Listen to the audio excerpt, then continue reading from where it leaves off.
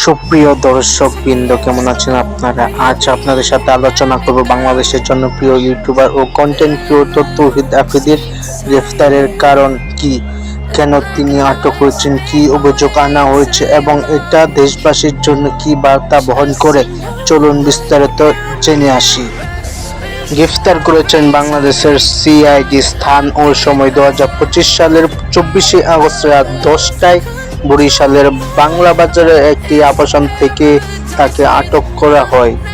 পরবর্তী অবস্থান, তাকে ঢাকায় নিয়ে যাওয়া হয় এবং 25শে আগস্ট দুপুর ঢাকায় মেট্রোপলিটন ম্যাজিস্ট্রেট আদালত থেকে 5 দিনের রিমান্ড রাখার নির্দেশ দেয় সুপ্রিম কোর্ট। মূল অভিযোগ, এক যাত্রাবাড়ি এর মাঝ জুলাই বা গণ অভ্যুত্থানের আন্দোলনে বিডি আসাদুল নূর বাবুর মৃত্যুর ঘটনার হত্যাকারীর মামলা তৌহিদ আফ্রিদির নাম 11 নম্বরে রয়েছে। মামলায় এক প্রধান আসামি হিসেবে নাম রয়েছে শেখ হাসিনার দ্বিতীয় আসামি ব্রিজ ও সড়ক পরিবহন মন্ত্রী ওবায়দুল কাদের, তৃতীয় আসামি লুৎফুকালীন আইজিপি আব্দুল্লাহ আল মামুন।